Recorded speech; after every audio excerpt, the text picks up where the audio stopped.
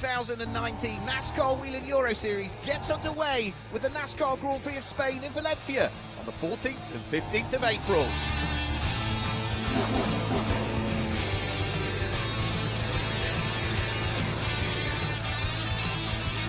Last year, fans flocked in their thousands to soak up the sun and see some pure racing, some NASCAR racing.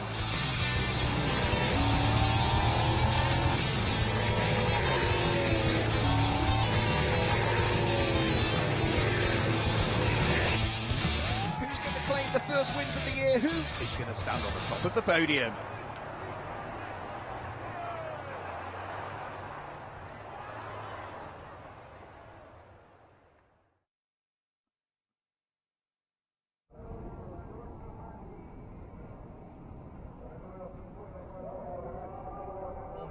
Of Spain. We saw a fantastic race earlier on today. If you were able to join us in the Elite 1 division, well, we've got more racing coming up very shortly as the Elite 2 division will head out onto circuit very shortly at this fairly new circuit facility here, built 20 years ago by the government of Valencia and named in honour of the two-time 50cc motorcycle world champion who was a native of Valencia just down the road, Ricardo Tormo. Let's have a look at the circuit. Well, in Elite 2 last year, it was Wilfried Busena that claimed a win and actually claimed the double win here at Valencia. It's a 14-corner circuit and they'll be doing 15 laps in Elite 2 around this 4-kilometre circuit, or 2.5 miles. So that tells you a little bit about the circuit. Now let's go for an onboard lap with the driver who won the Elite 1 race earlier on and joins me in the commentary box for this race, Andy Villarino. Let's have a look at his lap.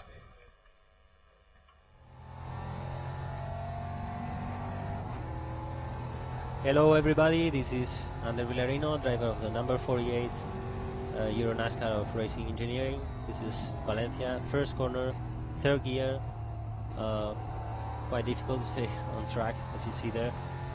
Second corner from third to second, this is hard braking and you try to use all the exit as you can. Second to third, this is flat out, no problem. And then you go to this turn number 4, you try to use all the curve on the inside and on the outside. Turn number 5, quite difficult, the car moves quite much. Then go turn number 6, second, third, and second again on the braking. This corner is important because you go to the back straight line. Here you go second, third, fourth, and braking and second again. This turn number 8 is quite difficult because you have underbanking, and then you go to turn 9, 10 and 11, the most difficult part of the track under braking, because the car moves a lot, you move from left to right and quite difficult braking. And this is turn number 12, fast corner, fast kind of chicane, you try to use all the track, and then last braking for the last corner, turn number 14. Very important one because you have to exit fast for the main straight. This is my favorite track. I love Valencia and I love this track, and very technical. I hope you enjoy the race.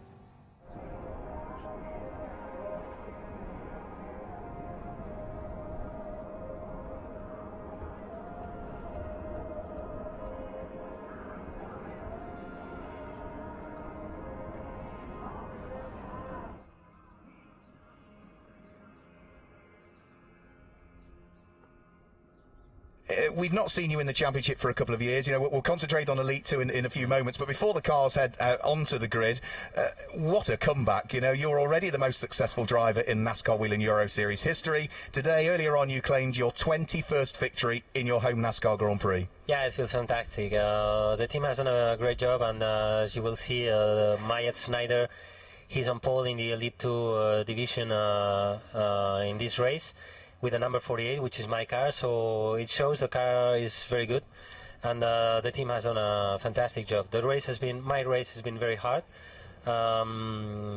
Big fight with Stins Longin and Alon Day, and let's see what happens now. I think it's going to be a very interesting race. We'll see these tires are very fast at the beginning, and then we have a little bit of drop off, but it's the same for everybody. So it's going to be very interesting how the drivers they get used to it, and I think that every team has seen in the Elite One race what was happening with the tires, and many of the teams we have done, well, at least we have done. So I think every team should have done changes in the setup just to adjust these changes, this drop off of the tires. So it's going to be interesting. It's going to be very, very interesting. I think a couple of things have impressed me looking at the performance of Myatt Snyder, and that is race engineering, new team to this championship. You've got the background, you've got the history, you're a 3-times champion, you're the most successful driver, but for the team, it's a new challenge. For Myatt Snyder, he'd never seen Valencia, and therefore he goes and pops the car on pole position. That's an impressive young American there. Yeah, he's done a fantastic job. But Myatt, he's got a lot of experience in NASCAR in the US.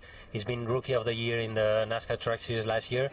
He's racing this year Truck Series. He's racing late models.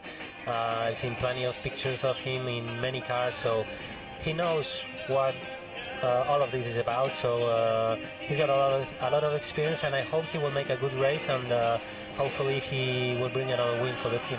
I know you've been keeping a close eye on the NASCAR Whelen Euro Series while you've been racing in other things, but Elite 2 this year, it's always so open, Elite 2. We've got so many new drivers and new names in Elite 2. It's going to be difficult to, of those rookies, of which there are many, many, try and pick a few stars out. We've only got one driver in the whole of the Elite 2 field that has previously won a race in Elite 2. So it's really open, isn't it, coming into this first round of the championship? Yeah, honestly, it's going to be very, very open, and we have to see with these new tires, new springs, new shocks, what's going to happen. But I see, I see names as Berlongin. Berlongin, he's been in the Elite One.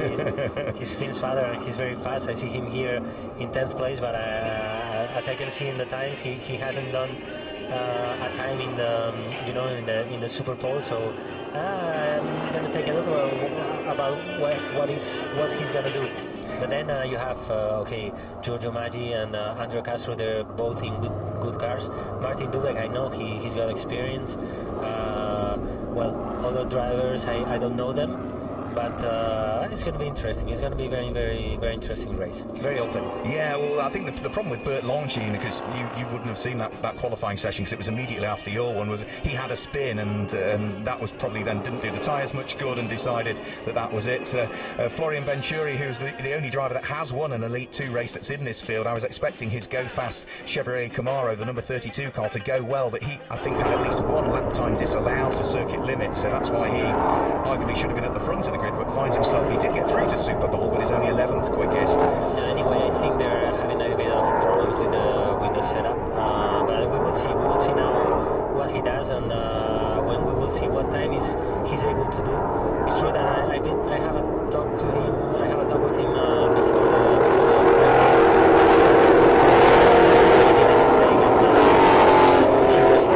this race, not to make mistakes, to make this mistake bigger. He's going to try to improve the places logically, but I think he has to think about the championship scoring points. The other car that got through to Super Bowl that we didn't even see come out was number 9, which was Vittorio Garelli. So he got through to Super Bowl but didn't post a lap at the wheel of the Racers Motorsport Ford Mustang, so he lines up 12th. And you were talking about drivers and saving tyres and all of that. I had a quick chat to Jerry DeVert, hugely experienced, 3 times back-to-back legend champion for the older drivers in Elite 2. He starts his Brax number 78 Ford Mustang off the very back of the pack, having done hardly any laps at all, and that was tactical. I spoke to Jerry and he said, well, I'm not quick enough to get through to Super Pole, which means I'm going to be in the middle of the pack with the time that I post. Do I want to be in the middle of the pack where the accident might happen, or shall I save my tyres, do hardly any laps, go to the back and pick everybody else off as the race wears on? An interesting tactic, might work. It's not silly at all. I mean, it might work, but then you have to overtake, so it's not going to be easy. But it's true that maybe at the beginning of the race, the other drivers, they will still have some grip on the tires, but at the middle of the race is going to be very, very tough for the rest of the drivers, and maybe his tactic will pay off.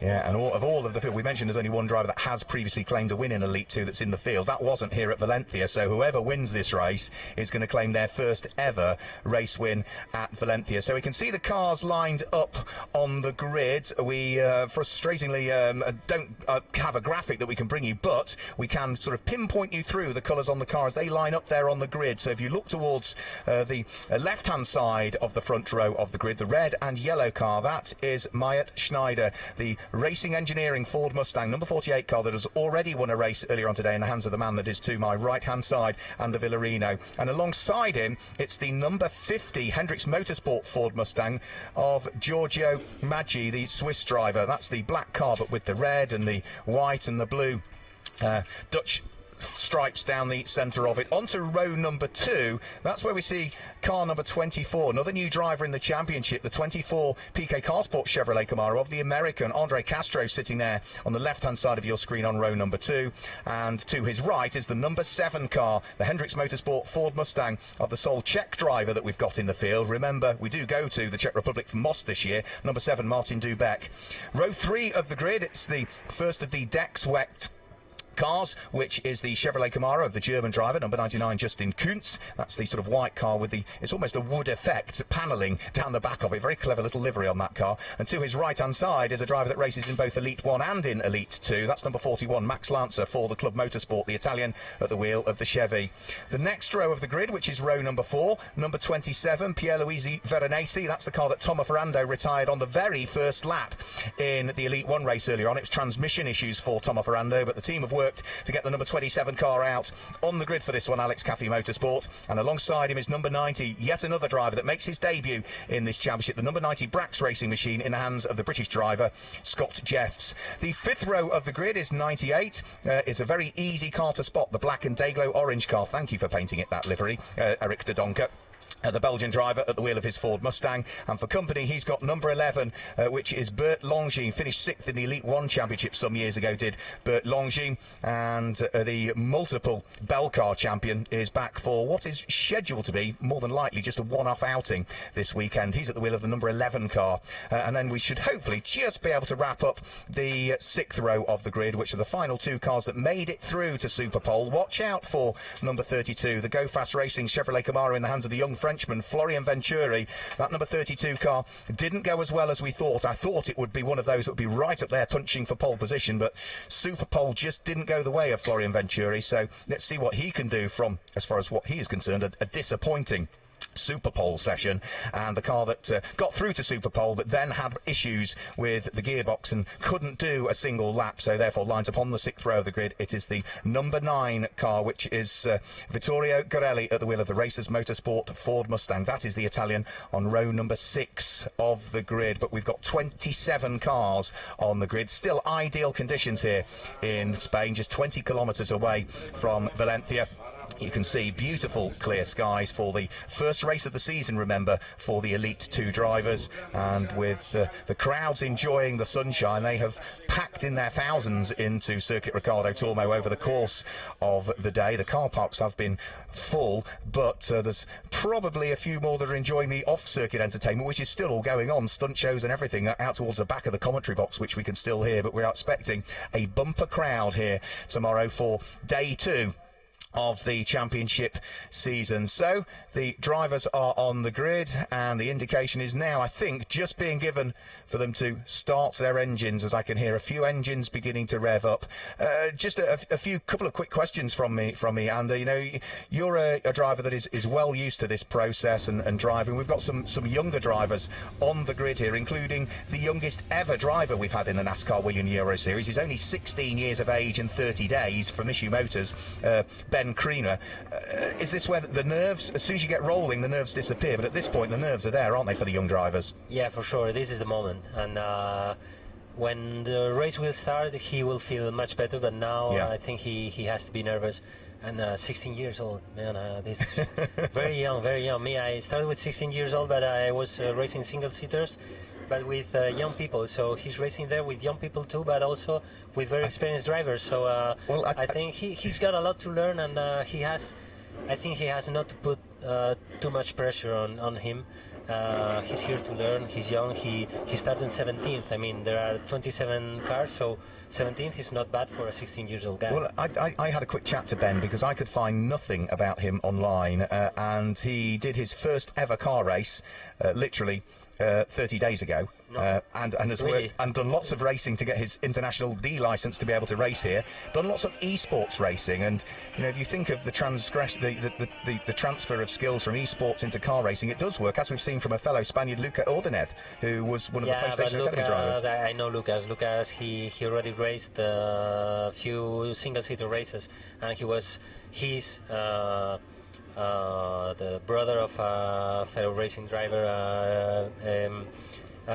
Which was the name of his brother, but I raced with his brother many years ago, so I know Lucas, and he had a little bit of experience. I mean, yeah, for sure he came more from the PlayStation Academy, esports, but he got a little bit of experience. So off they go on their green flag, warming up. Back work to be done again to warm the tyres and warm the brakes. And now it's important that they don't warm up too much, because well, it will depend on the tire pressures that the team have put, but if you warm up too much, you can have a very good grip on the first lap or the second lap yet, but then if you warm up too much, third lap it could be, I don't know, if they have put normal pressures, not warming too much, it would be better. I hope Maya he doesn't warm up too much. I asked Jen Cobb, who joined me in the commentary box for your race earlier on, who did you think might win? I'm not even going to ask you that question because you'll want it to be your car, of course you will. But it's a technical circuit. What for you again? And again, I asked this question of Jen Cobb earlier. What's the most difficult corner and what's the most enjoyable corner? I think number 4 and number 5. They are just right now. They are very funny. Most difficult corner, I would say, number 9, 10, and 11. 11 was 11 is very, very tough, and when you start losing grip with the tires, it's the toughest point of the track, because you are braking, turning. You come into the corner, braking and turning. You lock the front right wheel. Then the car starts moving. You lose the rear. So it's very difficult. It's very, very, very difficult to put a good setup for this corner. And what's the most enjoyable corner as a driver? I would say number 4 and 5. They are very enjoyable, and maybe number 12. I called it the chicane, and it's not a chicane. It's fast corner. It's funny to pass over there. Yeah, Champieros. That corner number 12 is quite funny, but number 11. Definitely is the most difficult corner in this track. I learned a lot last night. I went for a quick jog around the circuit last night, and I really realised how much of turn 10 you're taking, not just the black and white curb, you're taking all of the orange curb there on the inside. A lot of curb you carry to try and straighten up the approach into 11, that difficult corner, as you were saying. Very, very difficult. How much time did you do running? You don't want to know. It was only one lap, but it was 20 minutes. Okay. I don't run. I just swim. But okay, so they're 2x2 there. They are 2x2, and let's see what happens in the start. It's going to be interesting. It's going to be very interesting. Well, it was a very clean the start of Elite 1. Everybody sort of largely got away with it. They'll get themselves into 2 rows, and they will be door handle to door handle with the car either to their right or to their left, such as the instructions that were given in the briefing. They need to be bumper to bumper with the car ahead of them and the car beside them, and when the lights go out, they should not break formation, if my reading of the rules is correct, until they reach the control line at the start. And if you do break formation and jink out of those lines before the control line, it may well be that Philippe Godet, who is the race director here, will pick up on that, and you may well end up with a penalty. But we had none of that going on in Elite 1. It was a nice clean start. Let's hope that Elite 2 is the same. Okay, so buckle up, everybody. We're about to go green for race 1 of the season for the Elite 2 division. It is Mayet Schneider that sits there on pole position. Giorgio Maggi is alongside. Nice clean 2x2 order. There is a gap on the grid further down. It likes to go out, and away we go. There's contact further back already by the look of things. I think one car was just caught out there. Might have been Jerry DeVert that just bumped Sean Hollenby towards the tail end there. But as they head up towards turn 1, it is Mayet Schneider that leads the race at this stage, and as they all safely, I think, just about shuffle their way round through turn number 1. Mayet Schneider, it is Castro, he's attacking. He's going to be first in the turn number 2. Yeah, he's having a good look. He was inside. Yeah, they're 2x2. they are. Yeah, he's made it through. So Andre Castro is through and goes up to take the lead of the race from Mayak Schneider, who gets a little bit sideways and instantly tries to get the lead back, but really lights the rears up, and they're going to go side by side up towards turn number 5 now. Schneider's got the inside line for that corner, but the outside line for Angel Nieto as they head up there. So it is the shuffle for the lead again. Andre Castro back into the lead of the race as he just overworked the tyres on the way out of turn 4. Yeah, it's been an impressive start. They were 2x2, and behind them they were 3x3, 3 wide. So it's tough seeing it from here. It's much tougher than seeing it from the track. But it's been clean. I mean, it's been clean. You see, there 2x2, number 98. Yeah, Eric de Doncker, yeah. De Doncker, yeah. And he was fighting away with Florian. This is the most difficult part of the track there on turn number 11. So that's okay. It's a clean start, and let's see what happens now on. Yeah, front 2 just getting away a little bit there with Andre Castro leading Mayak Schneider, and then a bit of a gap before we then see the rest of the pack all filing their way through. And other than that little bit of contact that's spotted at the very last row of the grid, I think everybody is still there at this stage. Onto the brakes, turning their way up towards Adrian Campos, turn number 14, over the start-finish line in this 15-lap race, side by side for the lead of the race. Mayak Schneider is coming back at Andre Castro, and as they now head up towards the braking area for turn number 1, Mayak Schneider goes through to grab the lead of the race. Andre Castro down into second place, but switches back on the exit. Yeah, he's crossed back, and he's again on front.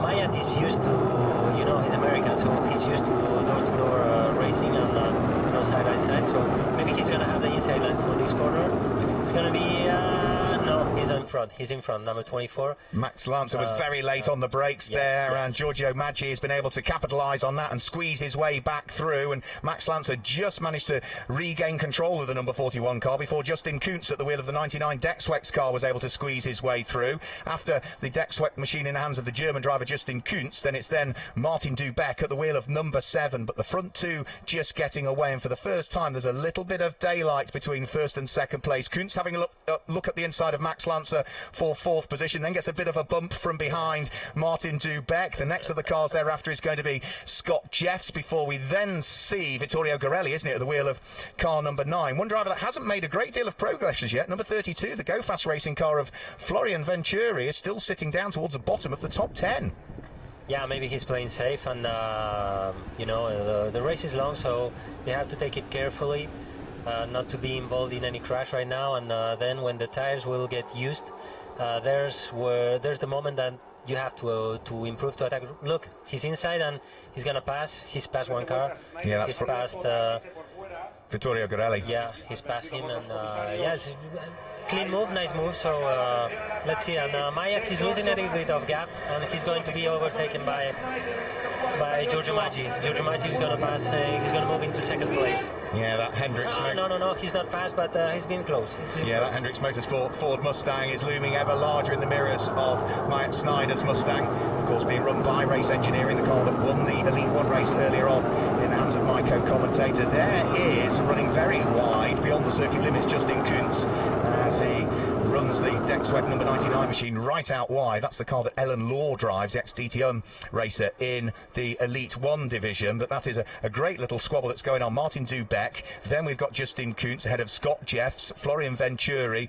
and then Vittorio Gorelli, and into the pit lane with damage all to the front end of the number, what car was that? That was the number 19 car, wasn't it, that came into the pit lane. That is certainly going to need some work doing to it by the look of things.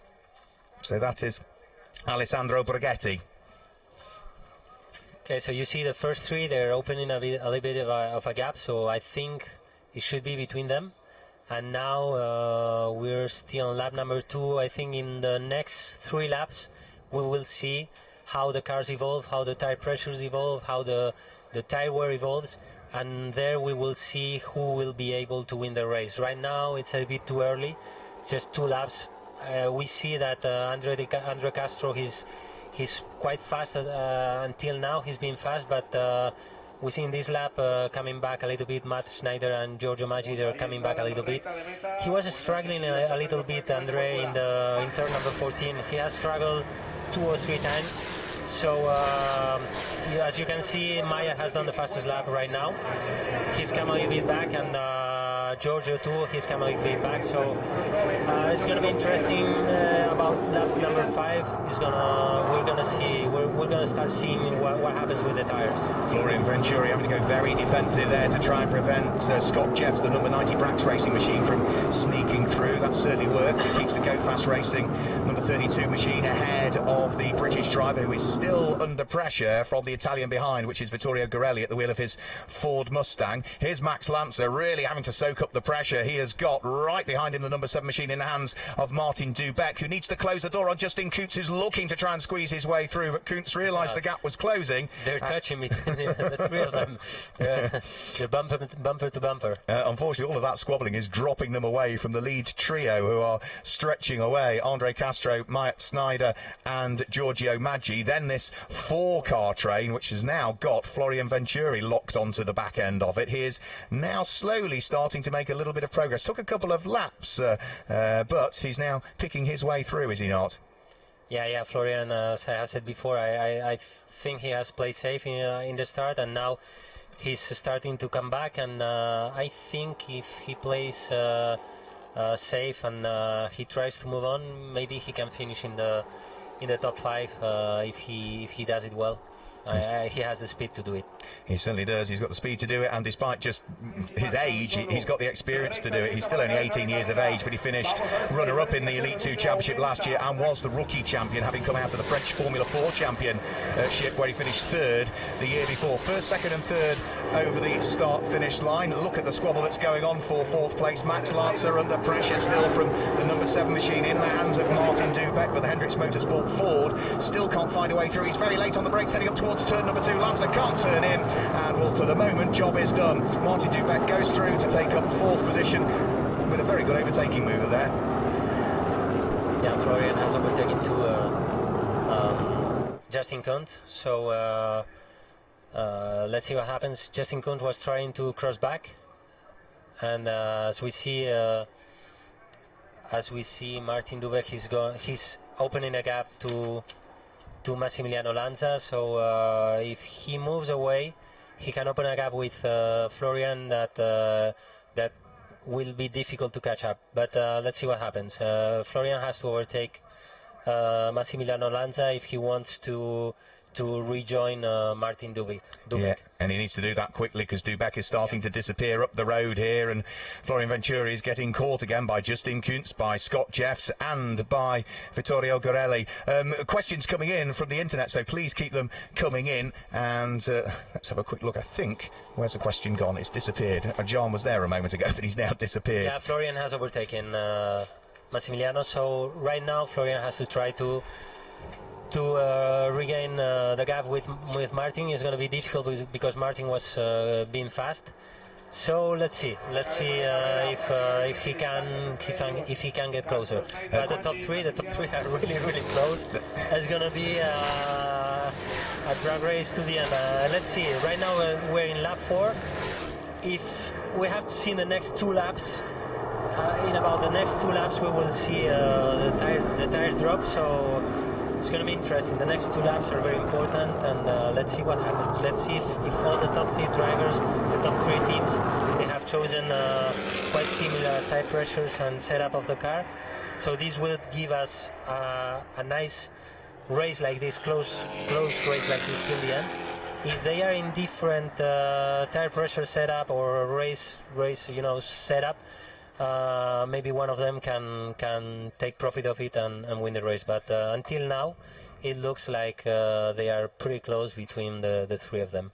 Yeah, Andre Castro out front and leading the race. His fellow American Myatt Snyder sitting behind. And one of the questions that's coming from the internet is, has a US driver ever won a NASCAR Whelen Euro Series race? Thank you for sending that in. The answer is yes, one has. Ben Kennedy did it in 2012 at Tour Speedway, and was the first oval NASCAR race in Europe. So we have had an American winner before. We've got an American one too at the moment. Yeah, he won, Ben. He won as my teammate. He was my teammate at that race, and it was really fun because he had logically he's the grandson of the founder of the NASCAR, so he had a lot of experiences, a lot of things to talk about NASCAR, and it was very fun to have him on board on the team. He's playing a lot of things about the ovals. it was a strange oval because it was the first time that we were in an oval and it was flat, very bumpy, but it was funny, and he had a lot of experience. It was a drying track, it was wet, and he did an outstanding job, and he won that race. And looking at the way that Myatt Snyder is closing up, could history repeat itself? He's trying to get past his fellow countryman, but of course Myatt Snyder, the number 48, is teammate to Ander Villarino. So are we going to see another American teammate of yours claim a win? For the moment, he's pushing hard. There's still plenty of time to go. Remember, this race is over 15 laps. There's still 9 and a bit laps to go at the moment as they start to flick their way through turn number 6, which is Aniel Nieto, and then up towards turn number 7, the flat out left kink before they're then onto the brakes and in towards Bernat Martinez, which is quite a difficult corner really, because you brake and then the corner sort of drops away from you all the way through the exit. Yeah, you have I don't know how you say this in English. Adverse camber, we would say. Yeah, adverse banking. But what I'm seeing, that was close and hot. What I'm seeing right now, I would say that Andre had a maybe higher tire pressures, and he was faster at the beginning, and now Myatt is being faster. I don't know if it's something in the setup or something in the tire pressures, but I think there's a difference there, and Myatt has to take profit of it, because he will have the drop-off as Andre, but if he has this drop-off later, he has to take profit of it now. He has to work it's hard. The moment. You know, as I have said, this is the lap number 6. Now we are going to start seeing the cars moving more, and we're going to start seeing this drop-off, and let's see what happens. But it seems Giorgio Maggi is having more trouble to follow the first 2 drivers. There's a big fight there. The most enormous squabble that is going on at the moment, and that is absolutely nose-to-tail stuff. We said it was very much sort of the most difficult division to try and work out. Well, I think this is going to be for something like, that is for 6th, 7th, 8th, 9th, 10th, 11th, 12th, 13th, and possibly even 14th position. What's that? 1, 2, 3, 4, 5, 6, 7, 8, 9, 10, 11. Is it 11 cars all together, all busy squabbling away? The number 90 car of Scott Jeffs under pressure by the look of things from Freddie Hemburg, another driver that's making his debut in the NASCAR Whelen Euro Series, came out of the Swedish V8 Championship. He's managed to get himself ahead of the number 99 car of Justin Kuntz, and then behind Justin Kuntz we see the number 27 of Pierluigi Veronesi, who started well but has gone backwards, and there squeezing his way through, gaining a place, is Bert Longines up the inside of Max Lancer on the brakes at turn number 8, and will the hugely experienced Bert Longines gains the place. Yeah, Bert, he's extremely experienced. There he's got a lockup. Turn number 11 is very tough corner. But Bert has a lot of experience. He's got a good car. He's got a good team. He's a very good driver. So I think he has to go to the front, you know, and he's doing so. And I have spoken from him before the race. Of him with you, and I have told it's someone to watch. There's been a contact. Yeah, I think it's been pushed. It is contact further back, and a big spin. Oh, and that is unfortunately Jesse Vartiernen that has gone off, and Freddie Hemburg has made contact. So the two of those have come together, and this could be a safety our first safety car. Yeah, we went green all of the way in your race. We've been green all of the way so far, but that is those 2 cars out, unfortunately. Yeah, this is going to be a safety car. I'm almost sure, because the cars cannot move. Yeah, so that is the 2 Scandinavians that have come together. Safety car is indeed coming out, which is going to bunch everybody up again. So all of that hard work that Andre Castro, Myatt Snyder had done, Giorgio Maggi was well ahead of the 4th place, but was dropping away from the lead pair. But that's going to bring that squabbling pack back into it again. Martin Dubeck and everybody that was queued up behind. Well, this is a chance for the drivers to, you know, to cool down the tires a little bit.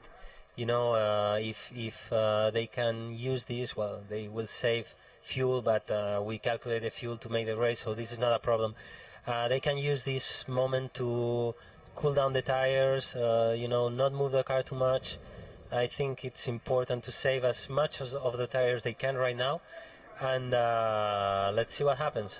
Safety car caution. This is NASCAR. This is NASCAR.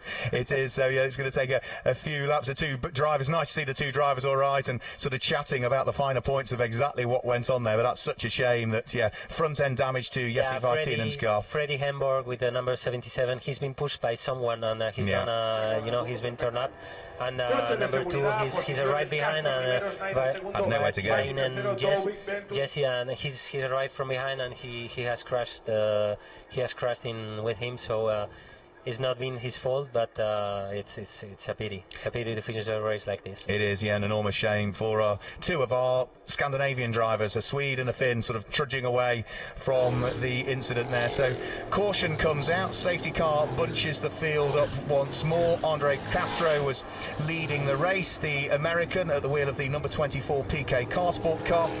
Andre, having raced his last full season, really was in the US Formula 4 2000 back in 2017, and prior to that he was heavily involved in kart racing, whereas for Maya Snyder, who is in for the full championship season, can't wait to see how he continues to progress, because he's certainly impressed this weekend. We've seen a good chunk of him in the Truck Series over in America, where he actually finished in the top 6 at Martinsville, was involved in a bit of an incident but clawed his way back up into 6th position, so he'll be hoping that he can go well over the course of this weekend. 3rd place is Giorgio Maggi at the wheel of the number 50. 4th place under safety car, but not quite in the picture as yet, hasn't caught the train up, is number 7, which is Martin Dubeck. 5th place is number 32, Florian Venturi. Remember, the only driver in the Elite 2 field to have previously won a race, but that wasn't here at Valencia, so whoever wins is going to be a first Valencia win for them. And Vittorio Gorelli, who started 12th, has picked his way nicely up through the order, I've got to say, whatever the problems were with that car, which was transmission, if memory serves me correctly, up to 6th place. 7th is Bert Longines, number 11. 8th place is Max Lancer, number 41. 9th place is Scott Jeffs, British driver making his debut in the series, number 90. And making his return to the NASCAR Whelen Euro Series is the Indian driver Advait Deodar at the wheel of number 66. That gives you the top 10 at this stage. And remember, the lap times that they post in this race, the fastest lap will give pole position for tomorrow. In your race, you posted fastest lap, which gives you pole for tomorrow. Myatt Snyder might be second on the road, but as we stand at the moment with 6 laps to go under caution, he's popped the fastest lap of the race in. As you see, as I have said, they are not waving too much the cars, right to left, so they are trying to save as much of the tires as they can. And this is very, very interesting, to have the tires like this, that they used a little bit faster than what we are used to. It's very funny because it gives to the fans, to the people who are watching this race, it gives a lot of interesting things to watch. It's going to be very interesting from now on what happens. We are in lap number 6. Okay, now lap number 9. So lap number 9. We're in lap number 10. It's 5 to the end. We will see from now on. Let's see in how many laps they restart the race. But if it's for 3 laps or for 4 laps, I don't think it's going to be the next one. Maybe the following one. So it's going to be very, very interesting end of the race. Very, very interesting, and obviously everybody out front, Andre, Mayat, and Giorgio, they will try to win. I think they will try to win hardly, and because it's the first race of the season, and obviously everybody wants to win. And they're going to give everything, so it's going to be very, very interesting to watch. Yeah, we'll just be reordering the field at the moment, so if there'd been any overtaking, then that just will need to be set back into the order that they were on the lap prior to the safety car, so that will just be taking place. The race director will be communicating that to the spotters and to the drivers, and then they will make sure that they allow cars past them, or they ease off and drop back through the order. So that's the process that we are going through at the moment. Any car, the first car that's a lap down, will also get the free pass as well. And that is all taking place. So whilst we are sort of waiting for all that to happen, not only leading the race overall is Andre Castro, but he's also the leading rookie that we have in the field. Rookie is for drivers entered into the Elite 2 Championship that are in their first season in this series. Leading the Legend Trophy at the moment in 14th position is Mirko Schultes, and the Legend Trophy is for bronze graded drivers who are over 40 years of age that are entered into the Elite 2 Championship. Leading the Lady Trophy is, for women that race in Elite 2, it is Ariana Casoli. She's down in 21st position. And as for the driver that started at the very back of the grid, remember, I said he was saving his tyres and waiting for the race to come to him. 3 back-to-back Legend Trophy titles for number 78, Jerry Zavert, the hugely experienced Belgium. He has picked his way up from 27th up to 19th position. So using all of that experience and picking them off one by one. Yeah, with this, as we have talked before, with these younger tires, he's using them well, and he's coming back. So it's interesting. His race has been very interesting. As we see, it's not going to be in this lap when they are going to restart. It looks like it doesn't put their safety car in this lap, so it should be one more lap. Let's see. We can see from here right now if they have moved out any of those 2 cars. I think it's going to be one more lap. It is, yeah. And then I hopefully in the next lap is going to be there's still 1 car there, but I think maybe in the next lap is going to be a green flag, the restart. Hopefully, and it's going to be very, very, very interesting green flag restart. It's just 4 laps to the end. Is going to be very, very, very tight, very, very interesting restart. 4 laps to the end. I do fear that we might have this lap and maybe one more after, because Jesse Vartienen's car needs to get out of the way, and they'll start to get in 2x2 order on the exit of turn 11 up to turn 12 is where they're told to get themselves into 2x2 order. Another question that's coming from the web: do we have a green-white checkered? Yes, green-white checkered is available to us this weekend. There is possibly going to be only one opportunity to get that green-white checkered, so I think it was almost the point that was laid down by the race director. Yes, we've got a green-white checker, but you only get one chance of it. If you muck it up, we won't go green-white, green-white, green-white. We will just throw the checkered flag under a further safety car if needs be. So, yeah, the laps are ticking down. And the sun is still absolutely blistering here in Valencia.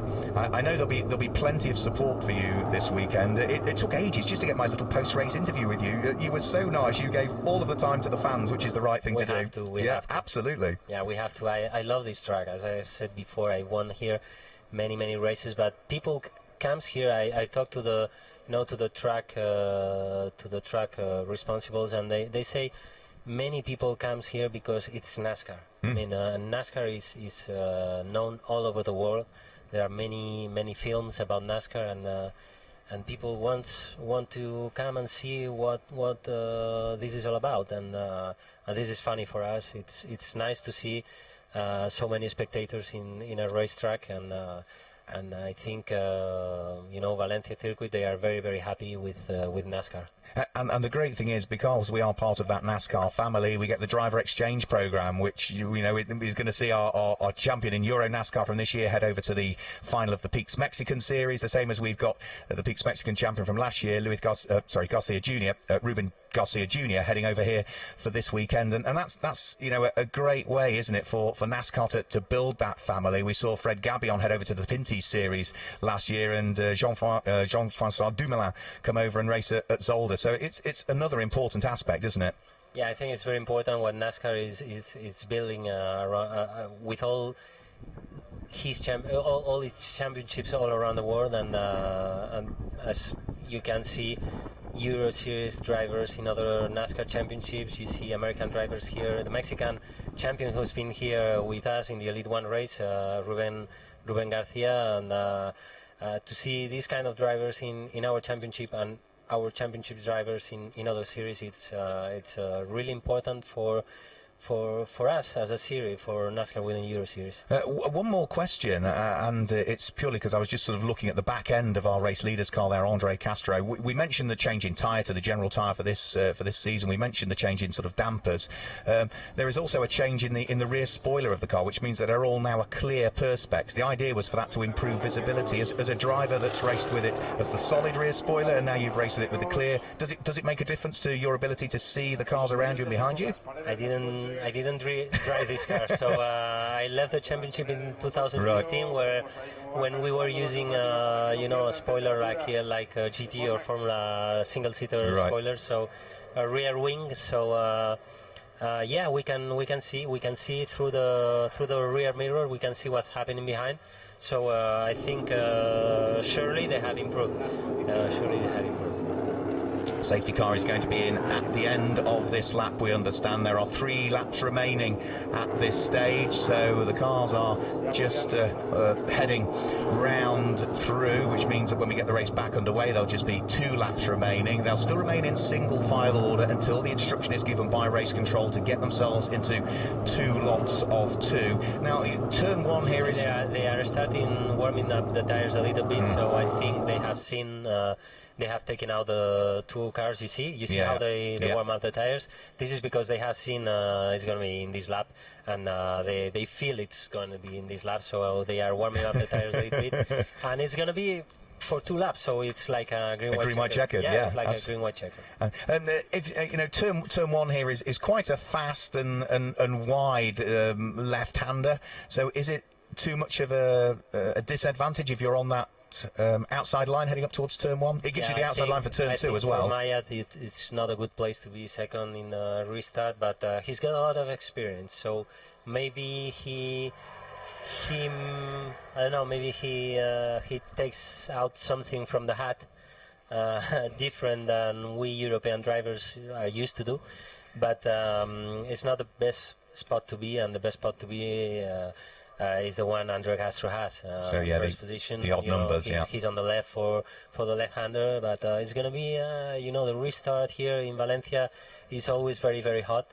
It's very tight, and it's let's see what happens, but I'm definitely want to watch this restart. It's going to be fun. There was one car that came round a long time after the rest of the train. They are 2x2. They're going 2x2. Nicola Risitano is trying to catch up with the train at the moment. I'm not quite sure what happened to the number 8 car in the hands of the runner-up in the Rookie Championship from last year, but he might just about catch the end of the train before the race gets underway. So they're heading up through turn number 12, up towards turn number 13 and turn number 14. Nice 2x2 order. Now the safety car will peel its way into the pits, and whilst there are 2 laps to go, it is in reality green-white checker conditions, as Villarino suggested a few moments ago. Are we going to see a win, the second ever win for an American in the series? And if so, is it going to be Andre Castro? Could it be Mayat, Snyder, or might Giorgio Maggi or Martin Dubeck or even Florian Venturi have a thing or two that they might be able to change about that? So safety car peels its way into the pit lane. Neat 2x2 order, side by side and bumper to bumper. The green flag is about to wave, and we're going to get this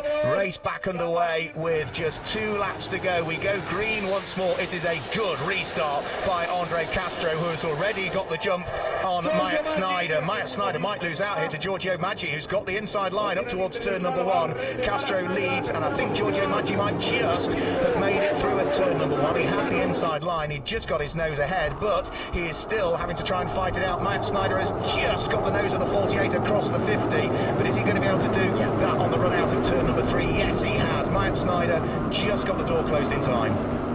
Yeah, he's got a lot of experience. As you have seen, he's very used to drive 2x2. We in Europe, when we are 2x2, we open, we are used to open our line to close the other driver, and in the US they are very used to race 2x2.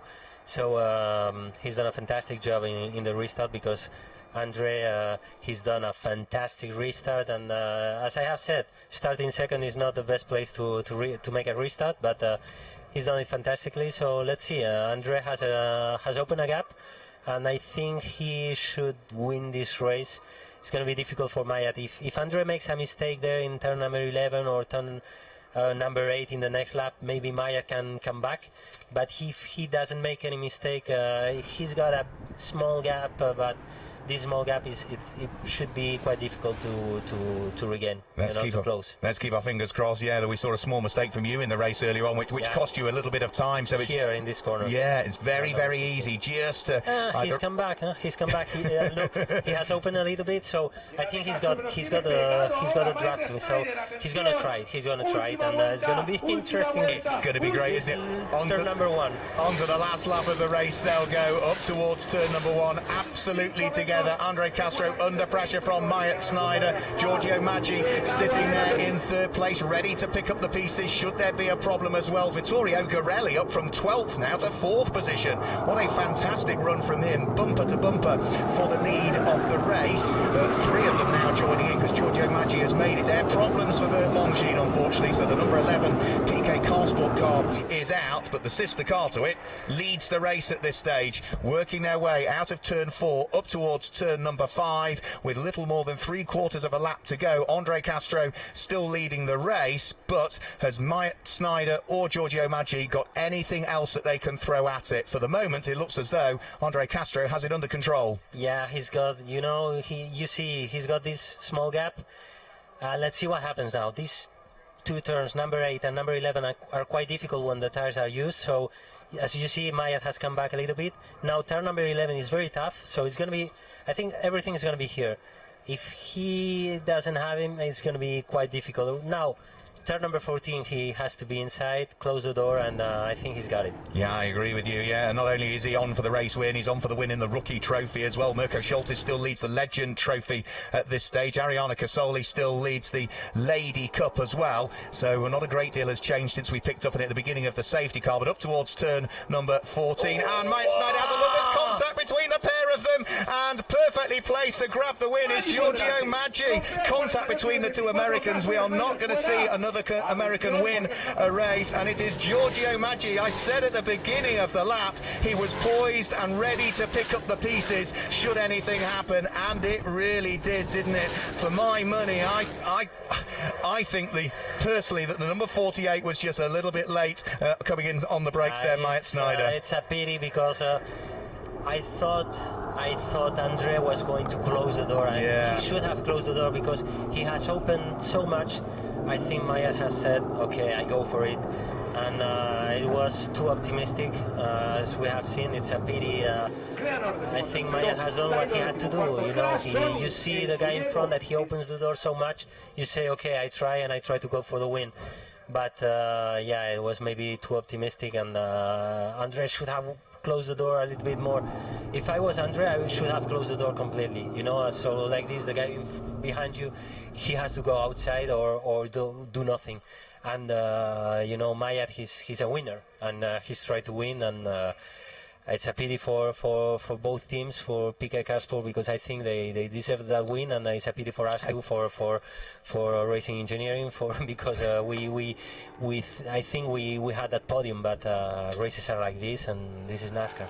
Absolutely. If you need to disappear and be with the team, absolutely, because I know they'll be sort of... Okay, it's okay. So, yeah, Giorgio Maggi was poised and was ready to pick up the pieces. And who finished second? Well, the man that started 12th on the grid. Vittorio Garelli comes through and finishes in 2nd position. So it's the number 50 car that claims the win for Hendricks Motorsport, Giorgio Maggi with the Ford Mustang. Second is number 9, which is the Chevrolet Camaro of Vittorio Garelli. And third in the end was number 7, which is Martin Dubeck, the Czech driver for Hendricks Motorsport. So a 1-3 for the team. They'll be pleased with that. Fourth in the end was number 32, Florian Venturi for Go Fast Racing. Fourth was number 41, Max Lancer in the end for the club's motorsport, and finishing in what will be the next position thereafter, it's going to be number 66, which is Advait Dioda. So that sort of gives you the top 6 at this stage. 7th was number 90, Scott Jeffs. 8th was number 99, Justin Coots. Completing the 9th position was Pierluigi Veronesi, with Mirko Schultes in 10th position, Sam Taheri in 11th, and Michael Bleekie-Molen there in 12th place. So the win and the rookie win also goes the way of Giorgio Maggi. Mirko Schultes in 10th position will pick up the win in the Legend Trophy for the older drivers, those above 40 that are entered into the Elite 2 Championship, that are also categorised as bronze by the championship organisers. And Ariana Casoli picks up the win in the Lady Cup. So what a race, and well, wow, it all came down to the final corner. I'm so sorry for Andre. I'm so sorry, because I know the feeling of being in first position and you think you're going to win and someone pushes you from behind. But I think he's open too much, and Mayet, as I have said before, he's a winner, and he has seen the opening, the gap, and he said, okay, if there is a gap, I have to go for it. But it's a pity for both of them, and obviously Andre was in front, and I think he should have closed the door. But I think next time he's going to close the door for him. But I think it's not so much his fault. They will have a chat about it. The race officials will look into it. I think I'm sorry for Mayet too. I'm very sorry for Mayet. He's my teammate, and I'm sorry for him. I'm sorry for both of them, and I think just playing it back through my head again, it was a light piece of contact, and I think at the last minute, I'm sure that Andre tried to open the door end because he saw Mayet coming, and at the last minute, I'm sure Mayet tried to anchor up as much as he could to try and avoid the contact. But on that occasion, just wasn't to be. They are on the limit. They are on the limit. Absolutely. Both of them, they were trying to win. On the tyres that have been pushed hard. I'm really sorry that they have finished the race this way.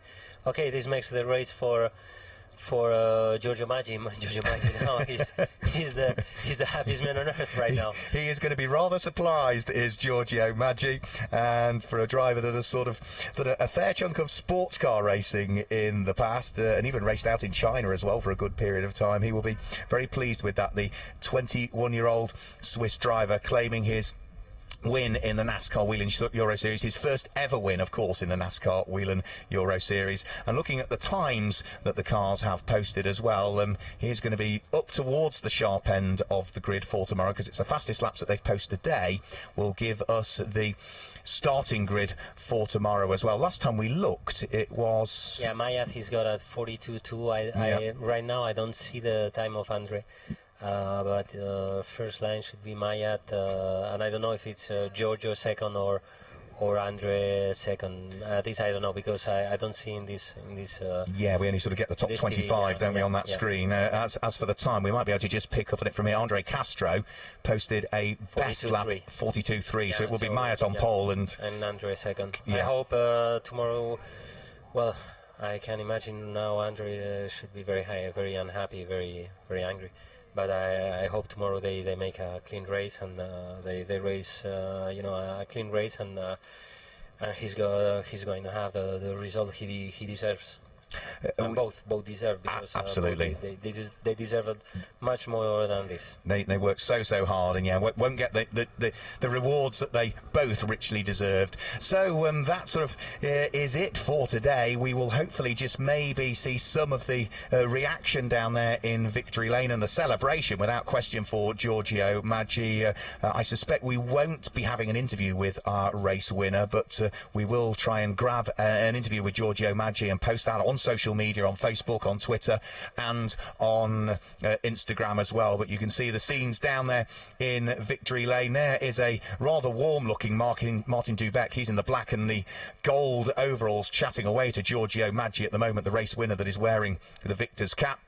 Loris Hazemans is the man that's sort of scratching his ear. Of course, we see him out racing in the Elite 1 division, and Giorgio Maggi must be sort of wondering what that was all about. There's the classic thing, you only need to lead one lap, and well, for him, it was only literally the sprint to the start-finish line. That was the only point of the race that he led. Yeah, this is it. He's got 47 points, so he's led the last lap, the lap that it counts for the win, and that's it.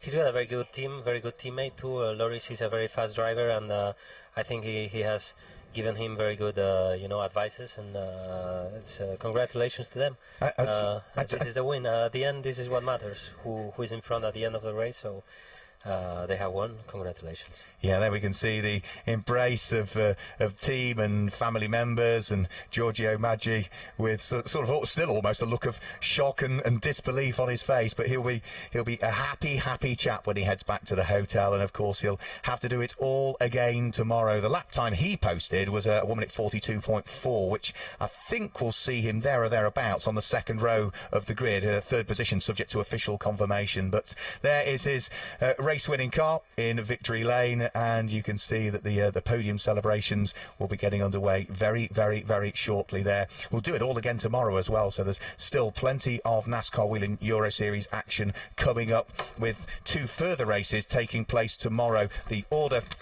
for tomorrow, we'll see the Elite 2 division cars out having their race in the morning if you are watching here in Europe, and it will be the Elite 1 drivers that will have the opportunity to head out onto the circuit a little bit later on. So one other thing we ought to say before you disappear, thank you for joining us in the commentary box. Thank you, it's been a pleasure, and whenever you want, I will be here again. Congratulations on the win today, and good luck for tomorrow as well. Thank you so much. Thank you. My absolute pleasure. There we go, Ander Villarino, the most successful man in the NASCAR Whelen Euro Series, claiming his 21st victory, the treble champion, earlier on today. Well, that about wraps things up then here from Circuit Ricardo Tormo in Valencia. Don't forget, more racing coming up tomorrow. If you want to join us for the Elite 2 race tomorrow, then if you're watching in Europe, it is 10:30 in the morning. The stream will go live Central European summertime, which means you've got to set your alarm nice and early. If you're in the US, it will be 4:30 a.m. Eastern time in the US that you'll need to set your alarm for. And if you want to join us for the Elite 1 race, then you can do so at 13:55 Central European summertime. And that will mean that it's at 7:55 Eastern time in the US. Also, don't forget that the main Monster Energy Cup Series race takes place tonight as well at Richmond Raceway as well for the Toyota Owners 400. So there's still plenty of NASCAR action coming up later on today online. But for the moment, from Valencia and Ricardo Tormo, goodbye. Good morning and welcome to Autodromo di Franciacorta. Welcome to Circuit Solder for the final round.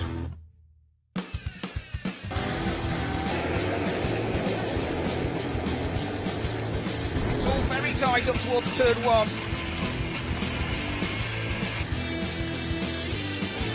Oh, it's close and there's contact.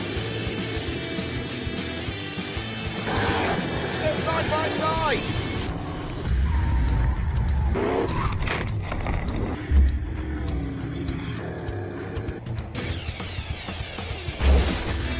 When the checkered flag falls and the race is done, there's always time for celebrations.